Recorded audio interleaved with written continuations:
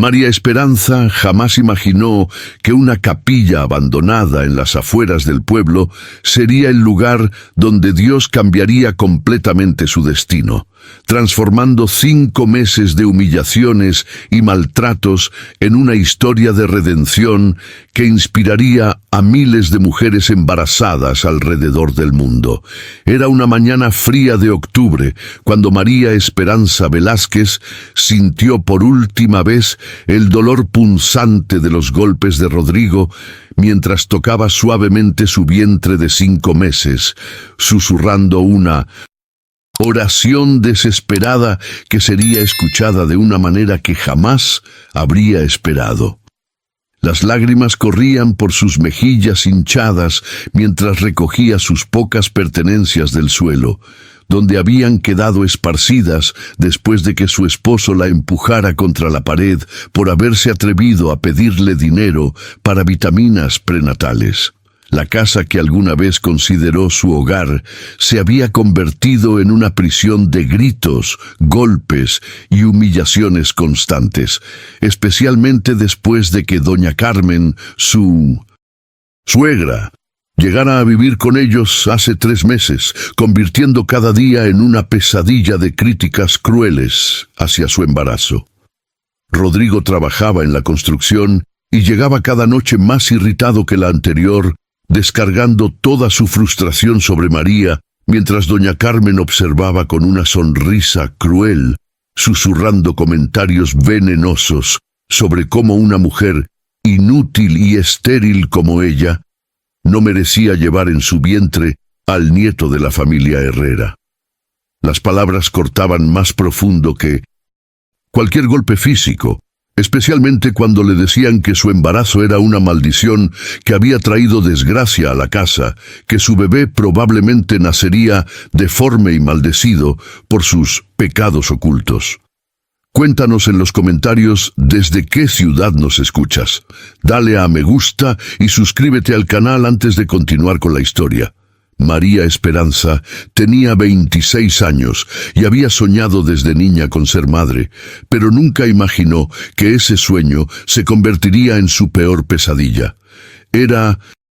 una mujer de estatura media, cabello castaño largo, que ahora siempre llevaba recogido para ocultar los moretones del cuello, y ojos verdes que habían perdido el brillo de la esperanza después de meses de maltrato psicológico y físico. Su personalidad había sido alegre y optimista antes del matrimonio, pero ahora se había vuelto tímida, asustadiza, siempre caminando de puntillas por la casa para evitar provocar la ira de Rodrigo o los comentarios crueles de su suegra. El embarazo había sido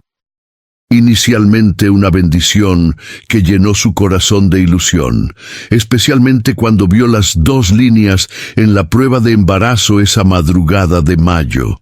Había corrido hacia Rodrigo con lágrimas de alegría, esperando compartir la felicidad de saber que serían padres, pero la reacción de él fue completamente opuesta a lo que esperaba.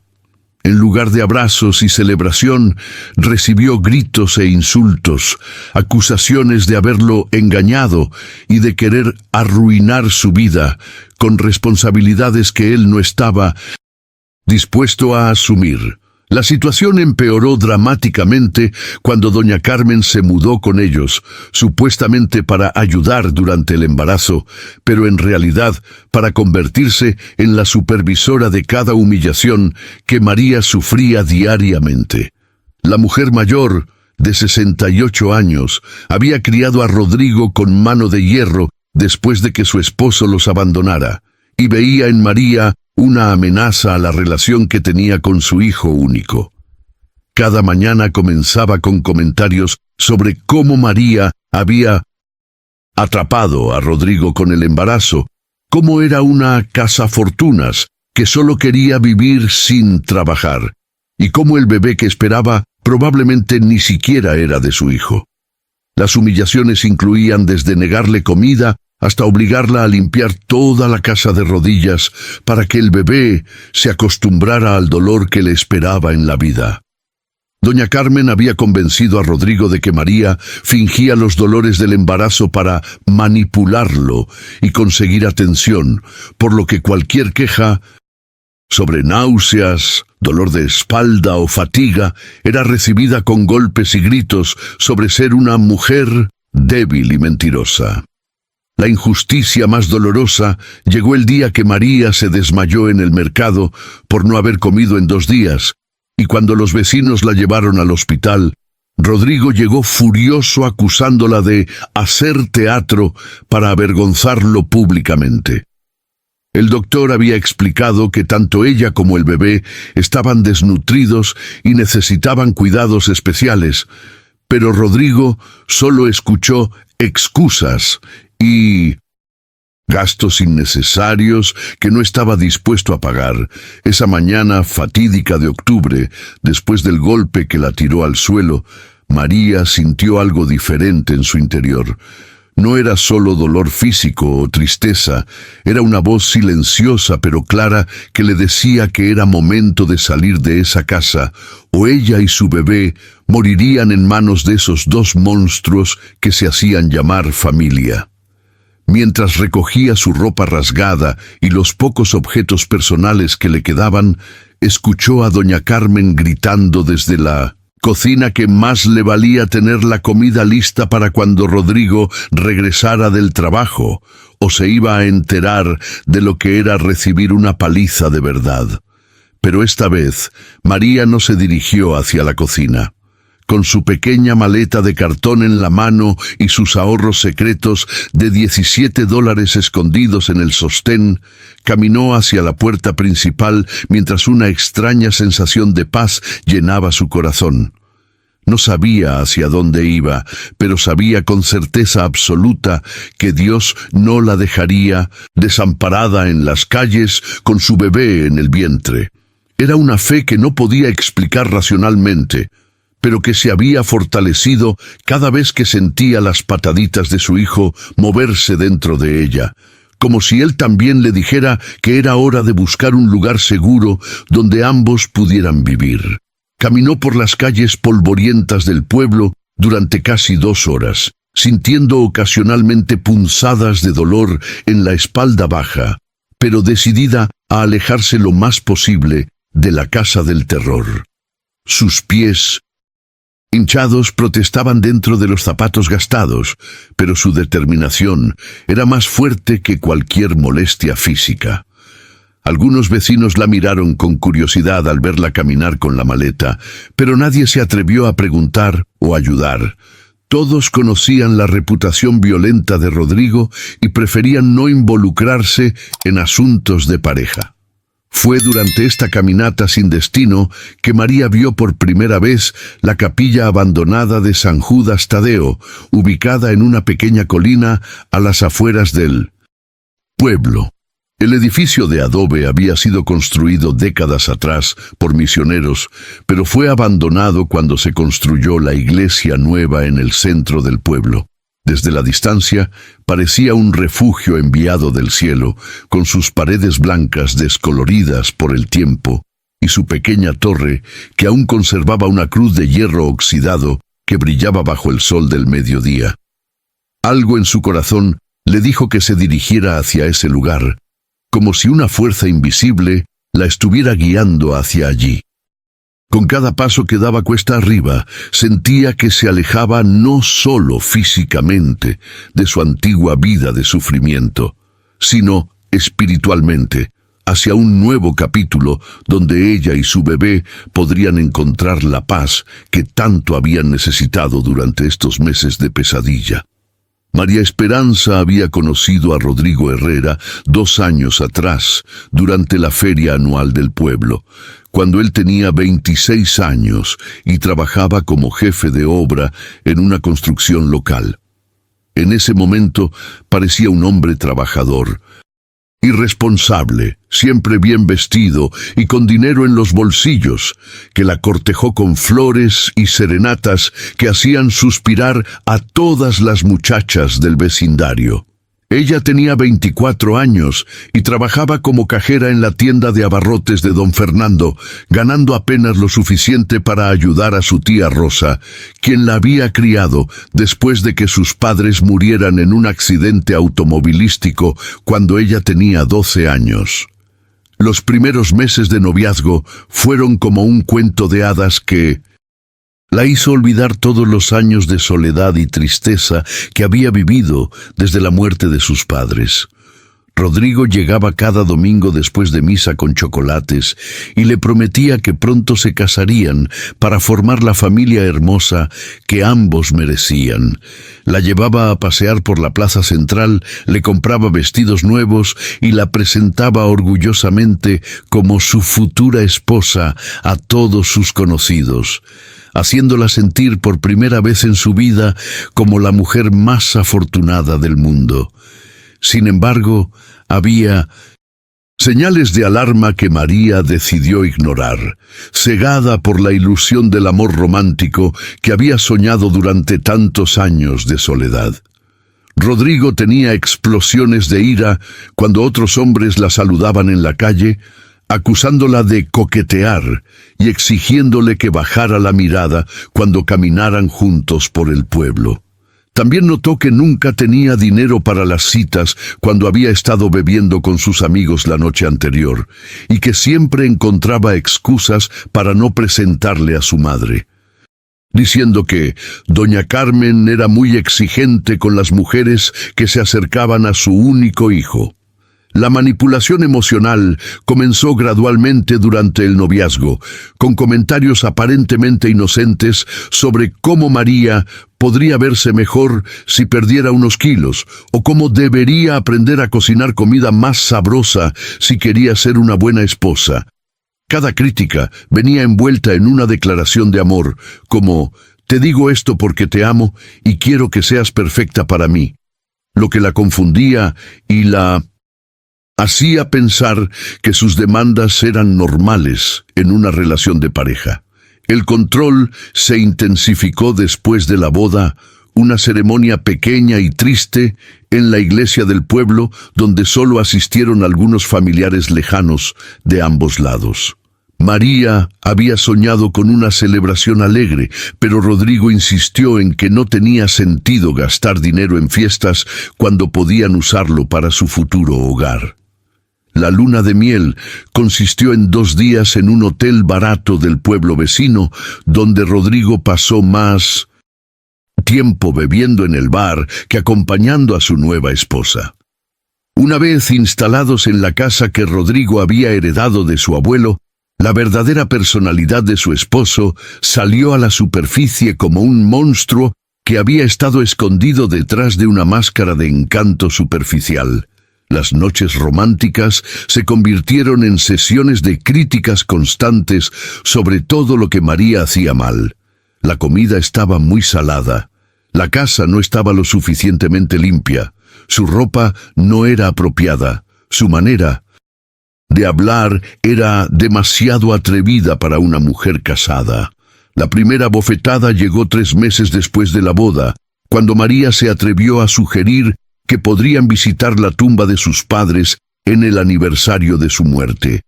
Rodrigo la abofeteó con tanta fuerza que la tiró al suelo, gritándole que los muertos ya estaban muertos y que su nueva familia era él, no 2 fantasmas que no podían ayudarla en nada.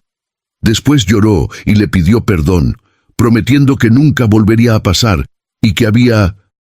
sido culpa del estrés del trabajo, pero María ya había visto el verdadero rostro del hombre con quien había decidido compartir su vida. El descubrimiento del embarazo llegó 10 meses después de la boda, en un momento cuando la relación había llegado a un punto de frialdad y tensión constante. María había estado sintiéndose enferma por las mañanas durante varias semanas, pero atribuía las náuseas al estrés de vivir en un ambiente hostil, donde cualquier palabra o gesto podía desencadenar la furia de Rodrigo. Cuando finalmente decidió hacerse la prueba de embarazo, Lo hizo en secreto, usando dinero que había ahorrado de las compras del mercado durante varias semanas. Ver esas 2 líneas rosadas en la prueba la llenó de una alegría inexplicable, como si todos los meses de sufrimiento hubieran valido la pena para llegar a ese momento mágico donde sabía que tendría a alguien que la amaría incondicionalmente. Se imaginó criando a un bebé hermoso que llenaría la casa de risas y alegría, que les daría a ella y a Rodrigo una razón para reconciliarse y construir una verdadera familia llena de amor y comprensión mutua. La reacción de Rodrigo cuando le dio la noticia esa noche durante la cena fue como una bofetada emocional que destrozó todas sus ilusiones románticas sobre la maternidad. En lugar de alegría, vio pánico y rabia en sus ojos, seguido por una serie de acusaciones crueles sobre cómo ella había planeado el embarazo para atraparlo y arruinar su libertad, con responsabilidades que él no había pedido ni deseaba asumir. ¿Cómo pudiste ser tan estúpida e irresponsable?, le gritó mientras golpeaba la mesa con el puño, haciendo que los platos saltaran y se quebraran algunos contra el suelo. ¿Acaso no te das cuenta de que no tenemos dinero para mantener a un bebé? ¿O crees que los niños se alimentan con aire y se visten solos? Las palabras salían de su boca como veneno, cada una diseñada para herirla en lo más profundo de su alma maternal, recién despertada. Esa noche María se acostó sola en la cama mientras Rodrigo se iba a beber con sus amigos para olvidar la mala noticia que ella le había dado. Se abrazó a su vientre todavía plano y le susurró a su bebé que, sin importar lo que pasara, ella lo amaría y lo protegería con toda su vida. No sabía aún que esta promesa la llevaría a enfrentar los momentos más oscuros de su existencia, pero también la guiaría hacia un destino que cambiaría no solo su vida, sino la de muchas otras mujeres que sufrían en silencio. El momento de la traición final llegó una mañana cuando María descubrió a Rodrigo en conversación telefónica con otra mujer, hablándole en el tono cariñoso que había usado con ella durante el noviazgo. Cuando lo confrontó, él no negó la infidelidad. Al contrario, la culpó por obligarlo a buscar cariño en otra parte con su actitud amargada y su cuerpo deformado por el embarazo. La empujó tan fuerte que cayó contra la pared, y mientras ella lloraba en el suelo, tocándose el vientre para asegurarse de que el bebé estuviera bien, él le gritó que más le valía acostumbrarse a estar sola, porque él tenía derecho a ser feliz con una mujer de verdad.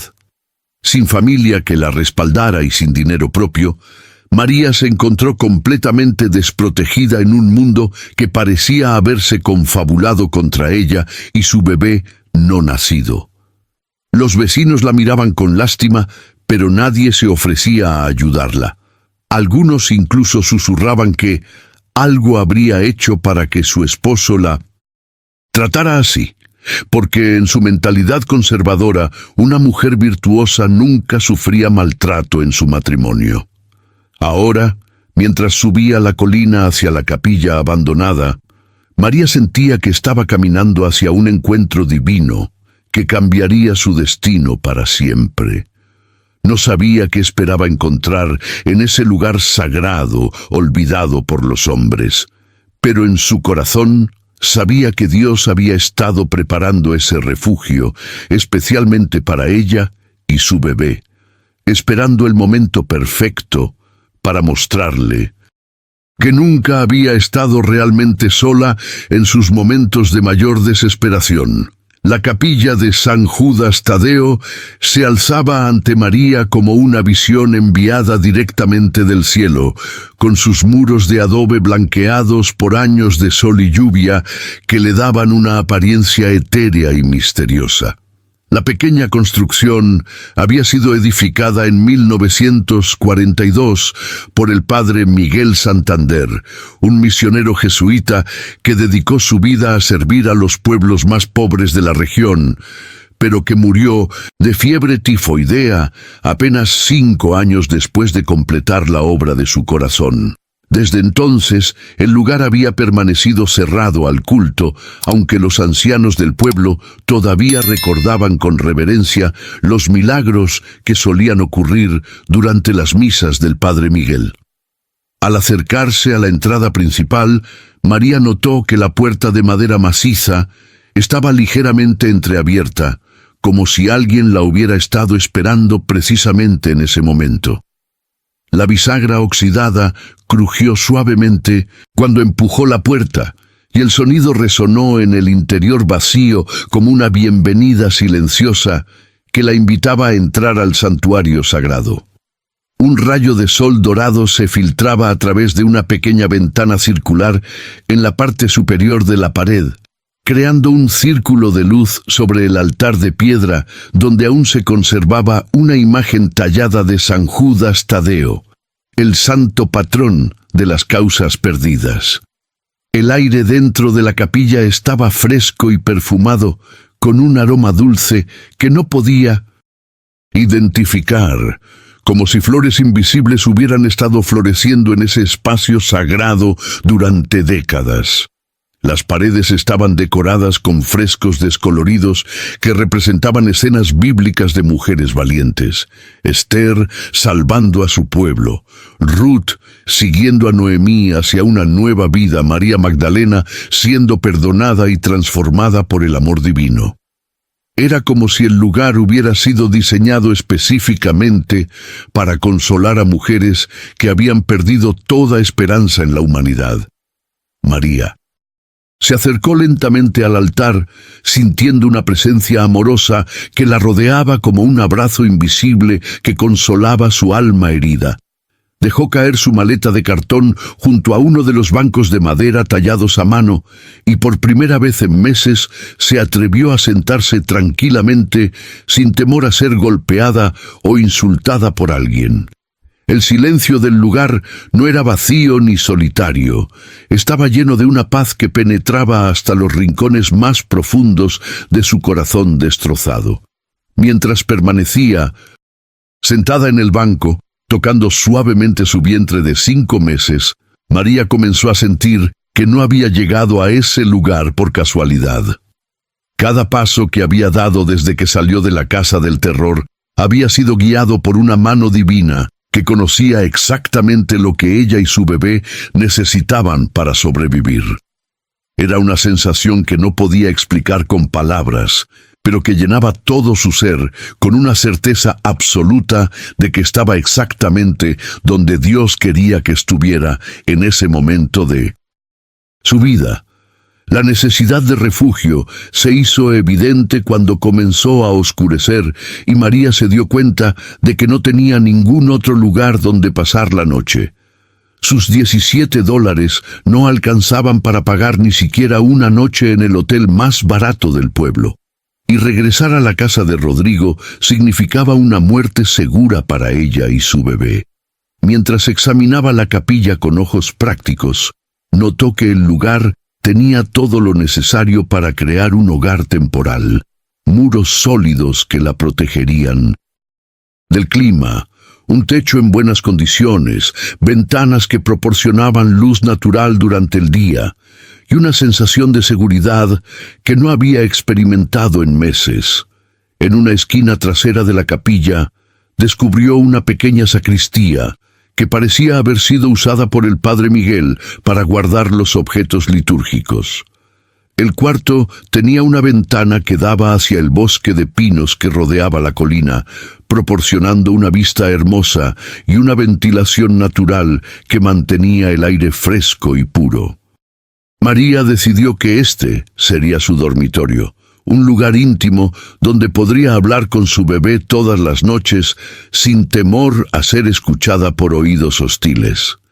La exploración cuidadosa del edificio reveló detalles arquitectónicos que hablaban del amor y la dedicación que el padre Miguel había puesto en cada aspecto de la construcción.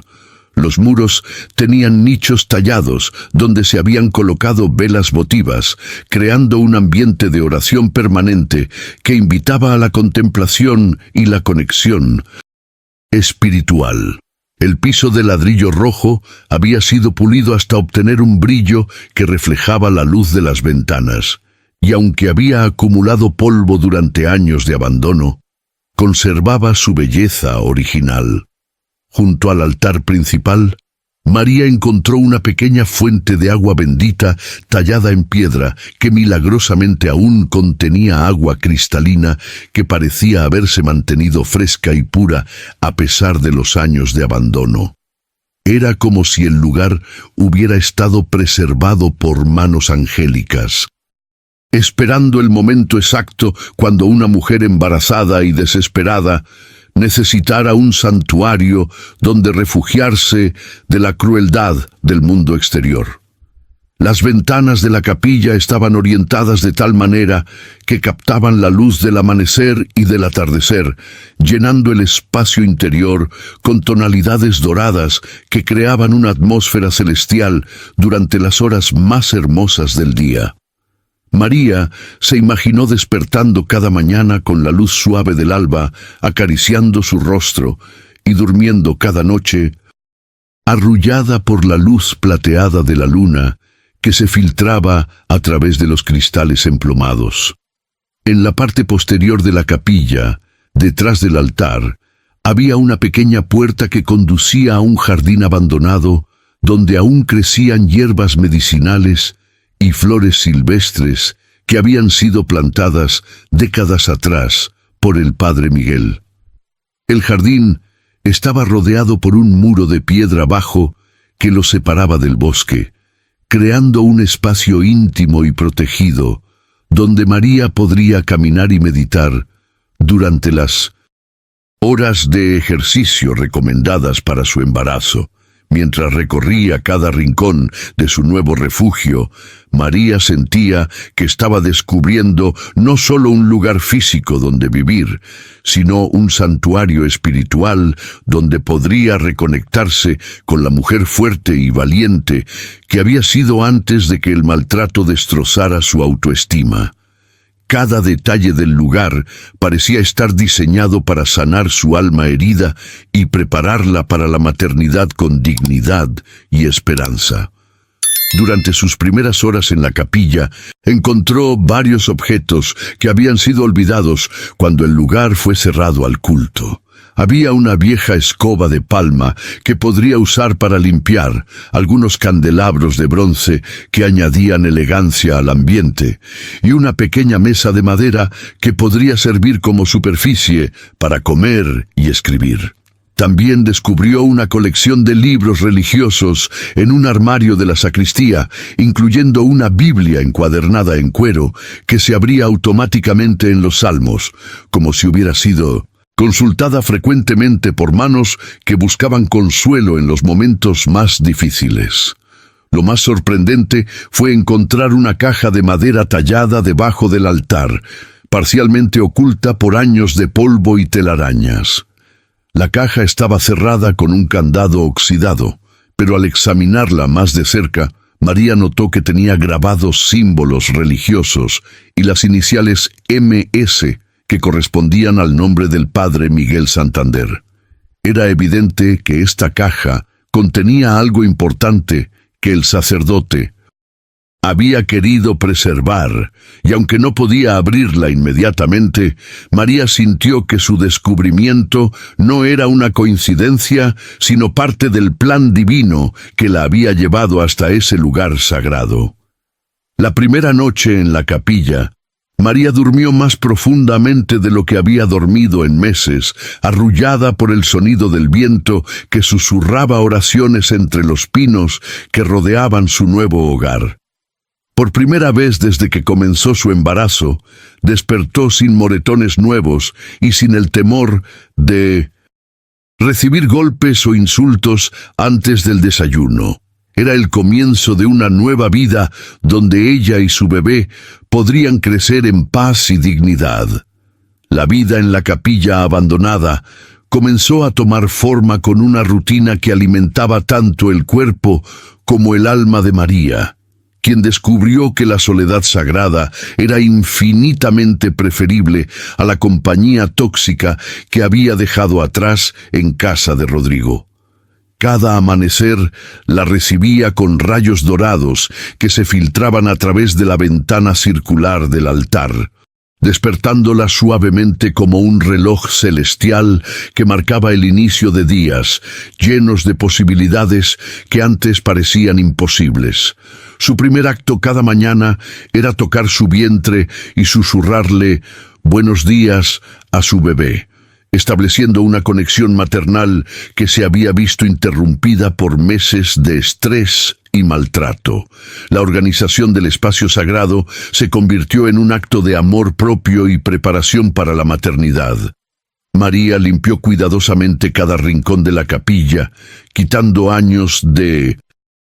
polvo y telarañas mientras cantaba suavemente las canciones de cuna que su madre solía cantarle cuando era niña. La sacristía se transformó en su dormitorio personal, donde extendió su manta más gruesa sobre el suelo de ladrillo y usó su abrigo doblado como almohada, creando un lecho sencillo pero digno donde podía descansar sin temor. El altar mayor se convirtió en el centro de su vida espiritual, donde cada mañana y cada noche se arrodillaba para agradecer por el refugio que había encontrado y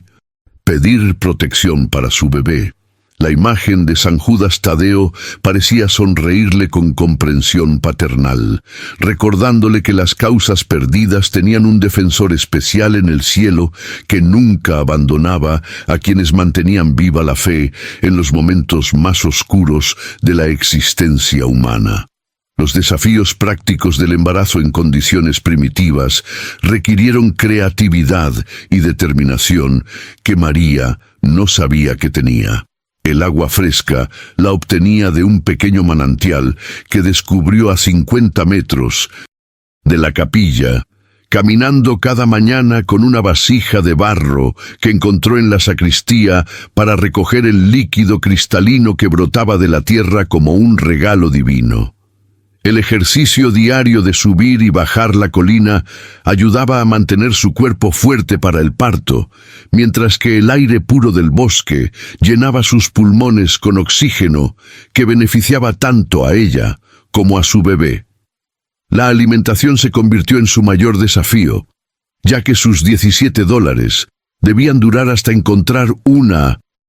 solución más permanente para su supervivencia. Caminaba hasta el pueblo cada 2 días para comprar arroz, frijoles y tortillas baratas, que complementaba con hierbas comestibles que crecían naturalmente en el jardín abandonado de la capilla. Las higueras silvestres que rodeaban el lugar le proporcionaban fruta dulce, y descubrió que las hojas de diente de león podían hervirse para crear una sopa nutritiva que ayudaba con las náuseas matutinas.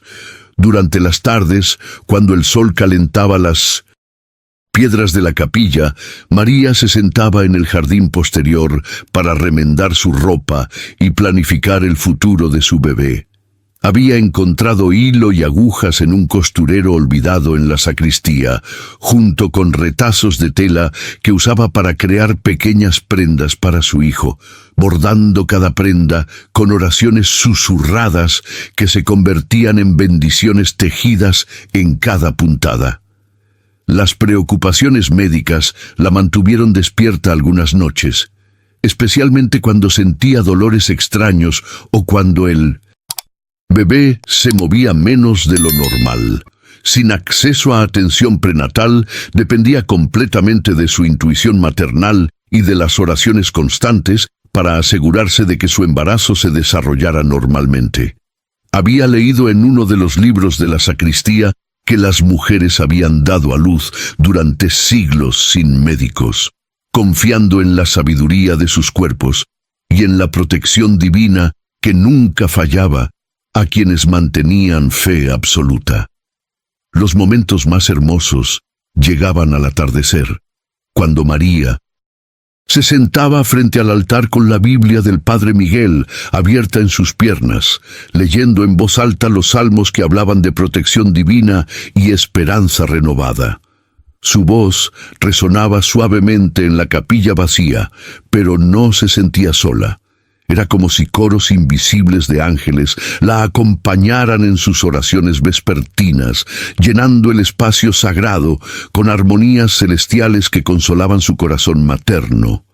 Durante estas lecturas nocturnas comenzó a notar detalles en la capilla que había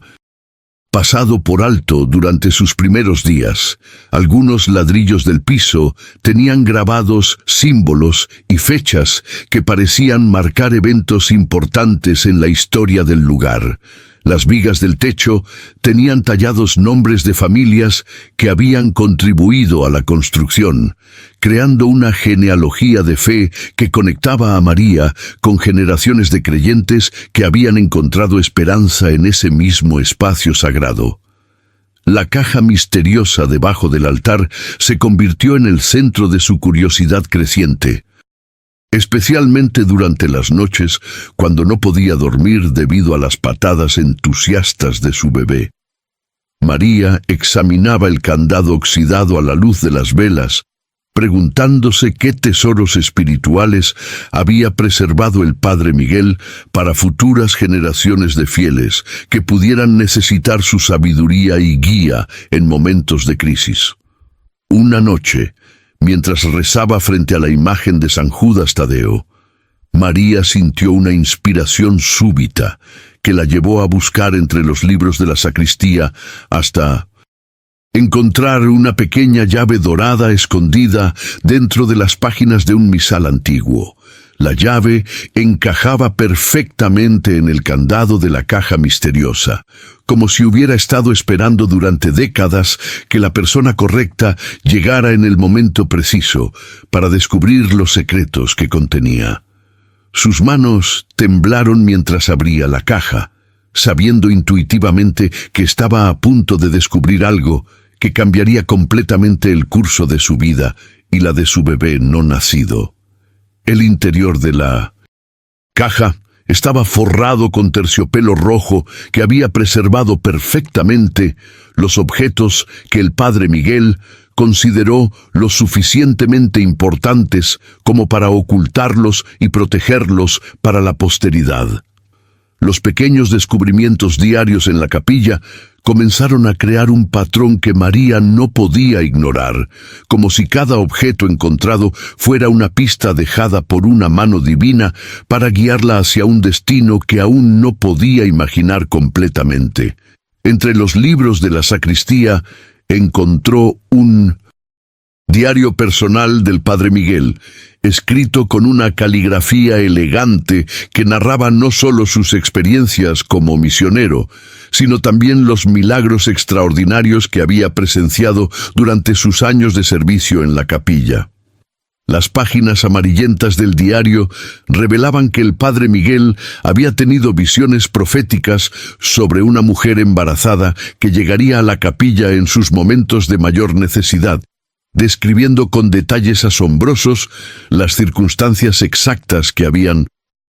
llevado a María hasta ese lugar sagrado. La coincidencia era tan precisa que le provocó escalofríos de reconocimiento, como si estuviera leyendo la historia de su propia vida escrita décadas antes de su nacimiento. Según el diario, el Padre Miguel había recibido instrucciones específicas en sus oraciones sobre cómo preparar la capilla para la llegada de esta mujer especial, incluyendo la preservación de ciertos objetos y documentos que serían cruciales para su supervivencia y transformación espiritual. El sacerdote había obedecido estas visiones místicas con fe absoluta, aunque no vivió lo suficiente para ver el cumplimiento de las profecías que había recibido durante sus meditaciones nocturnas.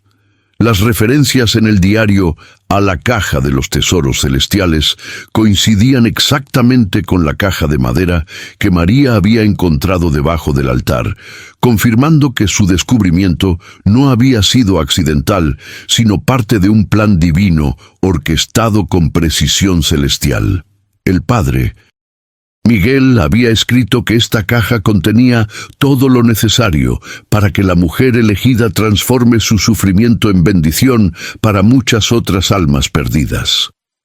Mientras leía estas revelaciones a la luz de las velas, María sintió que estaba siendo invitada a participar en algo mucho más grande que su supervivencia personal. Era como si su dolor y abandono hubieran sido permitidos por Dios precisamente para prepararla para una misión especial que requería comprensión profunda del sufrimiento humano y una fe inquebrantable en la posibilidad de redención y transformación. Los objetos que guardaba la caja misteriosa debajo del altar revelaron una preparación extraordinaria que el Padre Miguel había hecho para la mujer que llegaría décadas después de su muerte. En el fondo de la caja, envueltos en seda dorada, María encontró documentos legales que pertenecían a familias prominentes del pueblo, incluyendo testamentos, escrituras de propiedades y contratos que demostraban conexiones financieras complejas entre personas que ella creía conocer. El documento más impactante era una carta sellada dirigida para la mujer embarazada que encuentra refugio en San Judas Tadeo, escrita con la caligrafía distintiva del Padre Miguel y fechada apenas 2 semanas antes de su muerte por fiebre tifoidea. La carta explicaba que durante sus últimos días de vida, el sacerdote había recibido visiones específicas sobre los eventos que llevarían a María hasta la capilla, incluyendo detalles sobre su matrimonio abusivo y su huida desesperada en busca de protección divina. Si te está gustando esta historia, dale like y asegúrate de estar suscrito porque lo que viene te va a impactar aún más. Según la carta profética, el Padre Miguel había usado sus últimas semanas de vida para investigar secretos familiares que afectarían directamente el futuro de la mujer que llegaría a la capilla. Había descubierto que la familia de Rodrigo Herrera tenía conexiones con propiedades y herencias que habían sido ocultas ilegalmente durante generaciones, incluyendo tierras que legítimamente pertenecían a otras familias que habían sido despojadas mediante fraude y falsificación de documentos. La revelación más sorprendente era que María tenía derechos legales sobre varias propiedades que habían pertenecido a sus abuelos paternos, incluyendo la misma casa donde Rodrigo y su madre la habían maltratado durante meses. Los documentos probaban que doña Carmen había falsificado la venta de estas propiedades décadas atrás, cuando los padres de María murieron en el accidente automovilístico, aprovechándose de que ella era menor de edad y no tenía representación legal adecuada. El procesamiento emocional de estas revelaciones fue abrumador para María, quien pasó días enteros llorando y orando frente al altar de San Judas Tadeo, mientras asimilaba la magnitud de la injusticia que había sufrido no solo durante su matrimonio, sino durante toda su vida desde la muerte de sus padres. Todo su sufrimiento había sido causado por personas que le habían robado no solo su dignidad y seguridad, sino también su patrimonio familiar que le habría garantizado independencia económica desde los 18 años. Sin embargo, junto con la rabia y el dolor, María sintió una esperanza renovada que crecía en su corazón, como el bebé en su vientre. Los documentos no solo probaban las injusticias cometidas contra ella, sino que también le proporcionaban las herramientas legales necesarias para reclamar lo que legítimamente le pertenecía y construir una nueva vida digna para ella y su hijo. Era como si Dios hubiera permitido que tocara fondo para poder elevarla a alturas que nunca habría imaginado posibles. La primera implicación práctica de estos descubrimientos era que María no necesitaba seguir viviendo en la capilla como una refugiada sin recursos. Tenía derechos legales sobre múltiples propiedades que, una vez reclamadas, le proporcionarían no solo un hogar digno, sino también ingresos sustanciales que asegurarían el futuro de su bebé, sin depender de ningún hombre que pudiera maltratarla o abandonarla. La segunda implicación era que las personas que la habían maltratado también habían cometido crímenes graves que podrían resultar en consecuencias legales significativas para ellos. Rodrigo y su madre habían construido su vida sobre propiedades robadas, y María ahora tenía las evidencias necesarias para exponerlos ante las autoridades y la comunidad que durante años los había respetado como ciudadanos honorables del pueblo. La determinación que creció en María durante esas noches de revelación fue diferente a cualquier emoción que hubiera experimentado antes en su vida. No era solo el deseo de venganza contra quienes la habían lastimado, sino una comprensión profunda de que tenía la responsabilidad de usar estas revelaciones para crear justicia no solo para ella misma, sino para otras mujeres que pudieran estar sufriendo en silencio bajo el control de hombres abusivos que ocultaban secretos criminales. Con la carta del padre Miguel en sus manos y los documentos legales organizados cuidadosamente en la caja de madera, María decidió que había llegado el momento de salir de su refugio sagrado y confrontar el mundo exterior con la verdad que había estado oculta durante décadas. Pero primero necesitaba prepararse física y emocionalmente para una batalla legal que determinaría no solo su futuro, sino también el tipo de mundo en el que su bebé crecería. Nueva determinación que llenó el corazón de María la llevó a pasar las siguientes semanas organizando meticulosamente cada pieza de evidencia que había descubierto en la capilla, creando un expediente completo que probaría sin lugar a dudas los crímenes cometidos contra ella y su familia durante más de una década. Cada documento fue fotografiado usando una vieja cámara que encontró en la sacristía, y cada fotografía fue guardada en lugares separados para asegurar que las evidencias no pudieran ser destruidas por quienes tenían motivos para mantener ocultos estos secretos devastadores. La investigación sistemática del pasado familiar reveló una red de corrupción y fraude que se extendía mucho más allá de lo que María había imaginado inicialmente.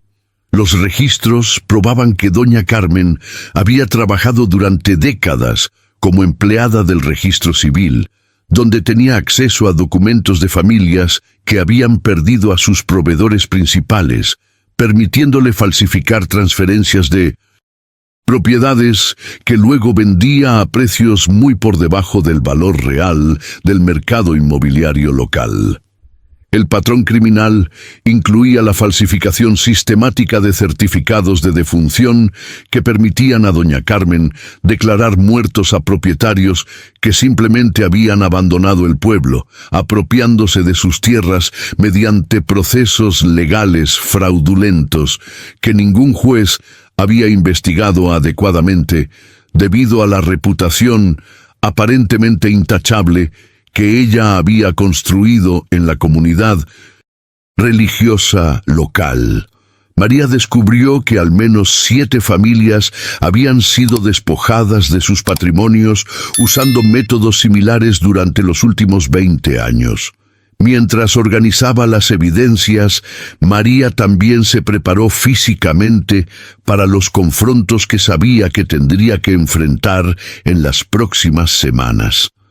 Su embarazo había progresado saludablemente durante su tiempo en la capilla, y ahora que estaba en el 7º mes, su vientre prominente la convertía en un símbolo visible de maternidad que podría generar simpatía pública cuando revelara las injusticias que había sufrido en manos de quienes deberían haber protegido tanto a ella como a su bebé. La búsqueda de apoyo legal la llevó a contactar al licenciado Fernando Mendoza, el único abogado del pueblo que tenía reputación de honestidad y que había conocido personalmente al padre Miguel antes de su muerte. Cuando María le presentó los documentos y la carta profética del sacerdote, el abogado quedó asombrado tanto por la complejidad de los crímenes como por la precisión de las visiones místicas que habían guiado a María hacia estas revelaciones extraordinarias. El licenciado Mendoza explicó que los documentos constituían evidencia suficiente para iniciar procesos legales tanto civiles como criminales contra Rodrigo y doña Carmen, incluyendo cargos por fraude, falsificación de documentos públicos, apropiación indebida de bienes ajenos y conspiración criminal que podrían resultar en sentencias de prisión significativas para ambos. También confirmó que María tenía derechos legales irrefutables sobre propiedades valuadas en más de $200,000 según los precios actuales del mercado inmobiliario. El fortalecimiento interno que experimentó María durante este período de preparación fue la transformación más profunda que había vivido en sus 26 años de existencia. La mujer tímida y asustadiza que había huido de la casa de Rodrigo se había convertido en una guerrera espiritual que entendía su misión no solo como la recuperación de su patrimonio, sino como la protección de otras mujeres vulnerables que podrían estar sufriendo en silencio bajo el control de criminales disfrazados de ciudadanos respetables. Los aliados inesperados comenzaron a aparecer cuando María compartió discretamente su historia con algunas mujeres del pueblo que habían intuido que algo no estaba bien en la relación con Rodrigo, pero que nunca habían tenido evidencias suficientes para intervenir efectivamente en la situación de maltrato doméstico. Doña Teresa, la enfermera del centro de salud, se ofreció a proporcionar atención prenatal gratuita y testificar sobre las lesiones que había observado en María durante sus visitas esporádicas al centro médico. La señora Carmen Ruiz, que había perdido a su esposo en circunstancias misteriosas relacionadas con disputas de tierra 5 años atrás, reconoció el nombre de doña Carmen en los documentos fraudulentos y se ofreció a testificar sobre las inconsistencias que había notado en los papeles de la supuesta venta de las propiedades de su difunto esposo. Su testimonio proporcionaría evidencia adicional del patrón criminal que había estado operando bajo la superficie de la vida aparentemente tranquila del pueblo. La estrategia legal definida por el licenciado Mendoza incluía primero asegurar las propiedades mediante órdenes judiciales que prevendrían cualquier intento de venta o destrucción de evidencias, seguido por la presentación formal de cargos criminales que obligarían a las autoridades a investigar la extensión completa de la red de corrupción que había operado durante décadas sin ser detectada por el sistema de justicia local. La fecha elegida para iniciar el proceso legal fue simbólicamente significativa. El día de San Judas Tadeo, patrón de las causas perdidas, cuando María tendría exactamente 8 meses de embarazo y estaría físicamente preparada para enfrentar el estrés emocional de los procedimientos judiciales, mientras mantenía la salud óptima de su bebé durante las semanas finales antes del parto. Durante las últimas noches en la capilla antes del gran confronto, María pasó horas en oración y meditación, agradeciendo al Padre Miguel por su preparación profética y pidiendo fortaleza espiritual para usar su dolor transformado en poder, que bendeciría no solo su propia vida, sino las vidas de muchas otras mujeres que necesitaban ver un ejemplo de cómo la justicia divina puede manifestarse a través de la valentía humana cuando se combina con fe inquebrantable en la protección celestial. El día del gran confronto amaneció con un cielo despejado que María interpretó como una bendición divina sobre los eventos que estaban por desarrollarse. Eventos que cambiarían no solo su propia vida, sino también la estructura de poder que había permitido que criminales operaran impunemente en su comunidad durante generaciones enteras.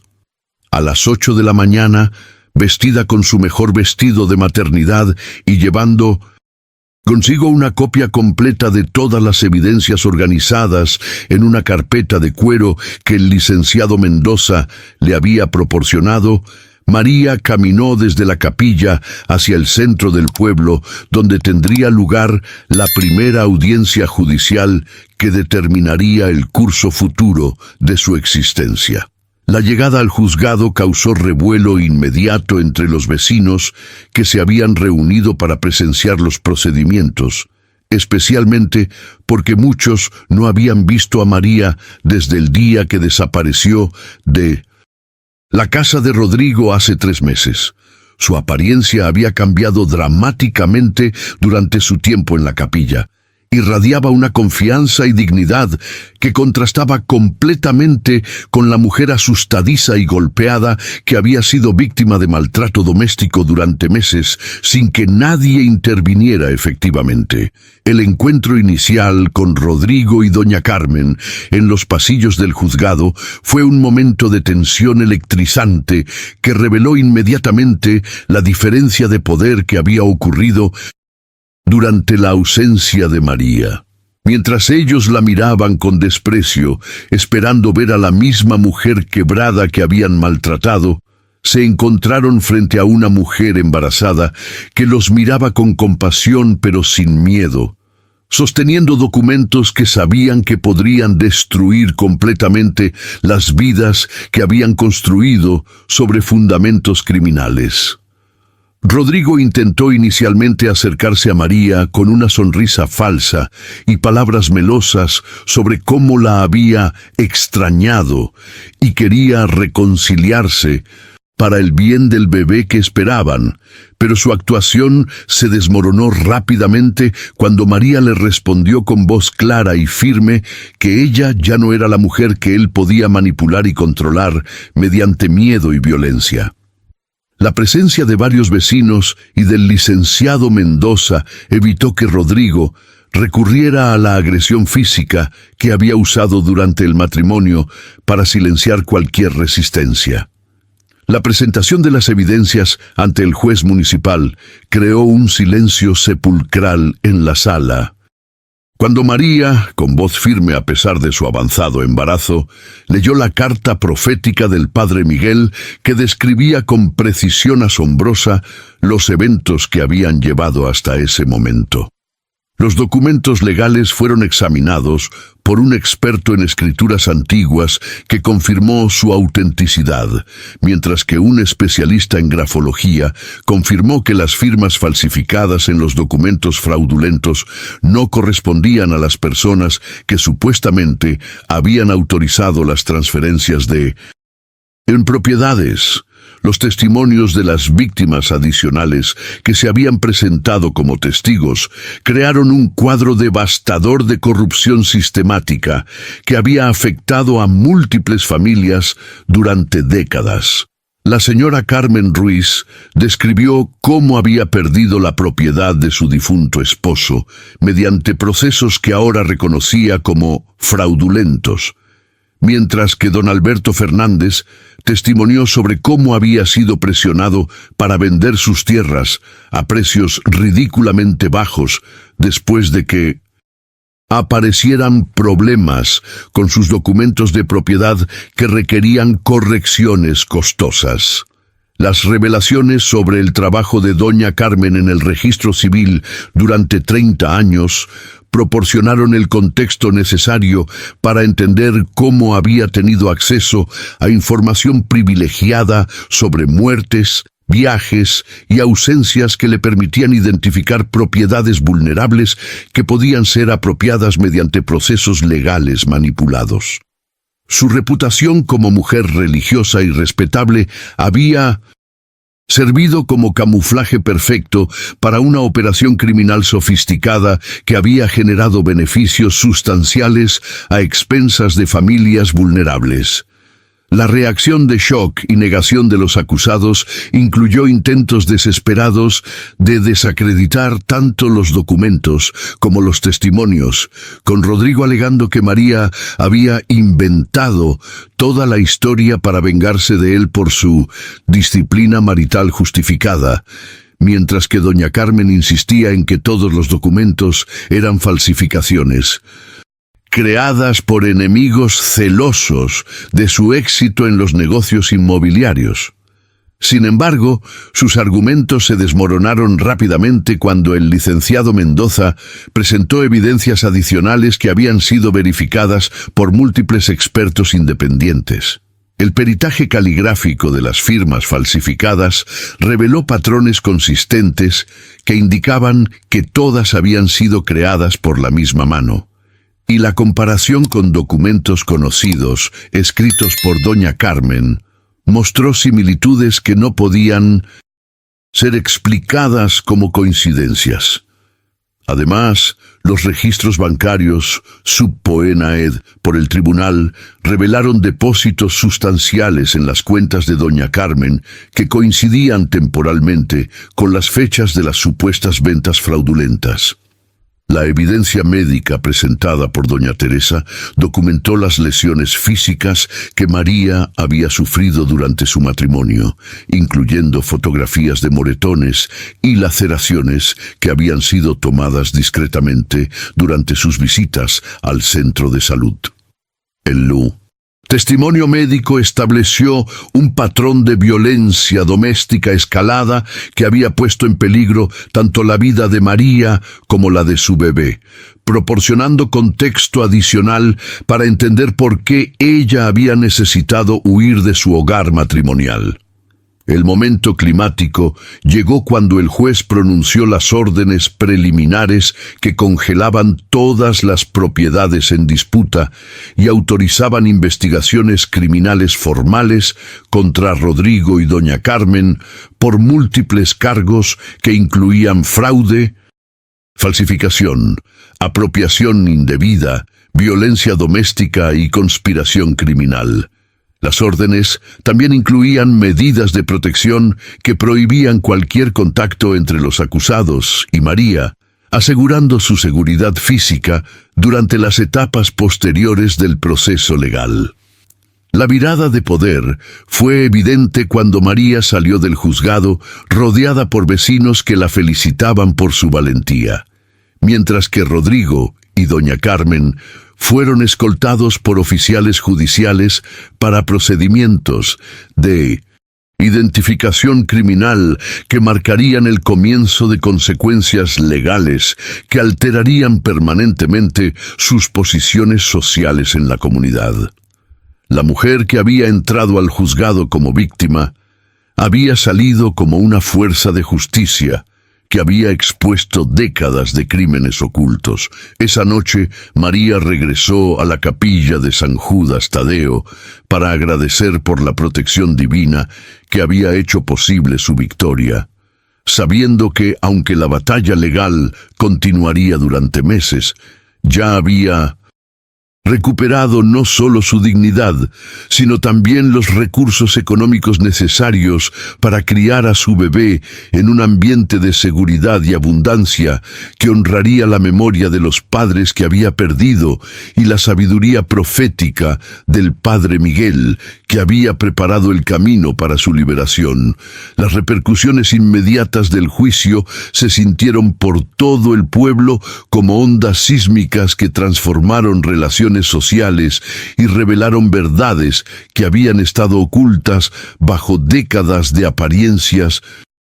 respetables y reputaciones falsificadas. La primera consecuencia visible fue el arresto domiciliario de doña Carmen mientras las autoridades investigaban la extensión completa de sus actividades criminales, seguido por la confiscación de todas las propiedades que habían sido adquiridas mediante procesos fraudulentos durante los últimos 20 años de su carrera en el registro civil.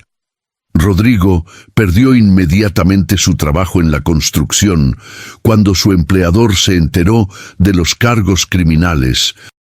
que enfrentaba, especialmente considerando que muchas de las propiedades donde había trabajado habían sido adquiridas a través de los procesos fraudulentos que ahora estaban siendo investigados por un gran jurado especial convocado para examinar la corrupción sistemática en el sistema de registro de propiedades del condado. Su reputación como trabajador confiable se evaporó cuando los clientes se dieron cuenta de que había estado viviendo en propiedades robadas, mientras mantenía una fachada de honestidad laboral. Las instituciones financieras locales comenzaron a revisar todos los préstamos y transacciones que habían involucrado propiedades transferidas durante el periodo cuando doña Carmen trabajaba en el registro civil, descubriendo irregularidades que requerían investigación federal para determinar si había habido conspiración con empleados bancarios para facilitar el lavado de dinero procedente de las ventas fraudulentas. Los bancos se vieron obligados a congelar múltiples cuentas mientras determinaban cuáles fondos procedían de actividades legítimas y cuáles habían sido generados mediante procesos criminales. El impacto psicológico en el embarazo de María fue paradójicamente positivo, ya que la eliminación del estrés constante causado por el maltrato y la incertidumbre económica permitió que su cuerpo se relajara completamente por primera vez en meses. Su presión arterial se normalizó, su apetito regresó con fuerza saludable, y los movimientos de su bebé se volvieron más regulares y vigorosos, indicando que el ambiente de seguridad emocional estaba beneficiando directamente el desarrollo prenatal durante las semanas finales, antes del parto.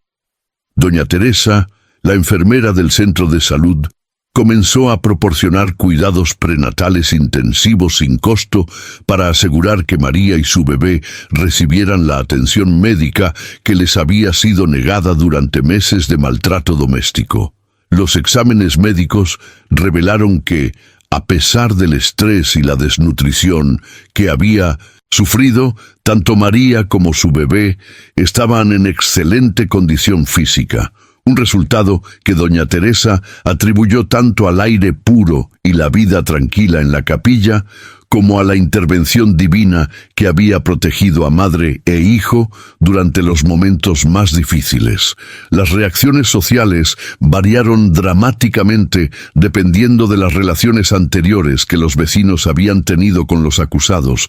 pero la mayoría de la comunidad expresó shock genuino al descubrir que habían estado conviviendo con criminales que habían mantenido reputaciones impecables durante décadas, familias que habían respetado a doña Carmen como matriarca religiosa, se sintieron traicionadas al darse cuenta de que su aparente devoción había sido una máscara para ocultar actividades que habían destrozado las vidas de otras familias igualmente religiosas y respetables. Los amigos y colegas de Rodrigo en la industria de la construcción expresaron incredulidad al descubrir que el hombre que habían considerado un trabajador honesto y un buen muchacho de familia había estado maltratando a su esposa embarazada mientras vivía en propiedades que su madre había robado mediante fraude sistemático. Algunos admitieron que habían notado su temperamento violento cuando bebía, pero habían asumido que era problema normal de pareja que no requería intervención externa. Las autoridades religiosas del pueblo, especialmente el nuevo padre Luis, que había reemplazado al padre Miguel décadas atrás, expresaron horror al descubrir que crímenes tan graves habían sido cometidos por personas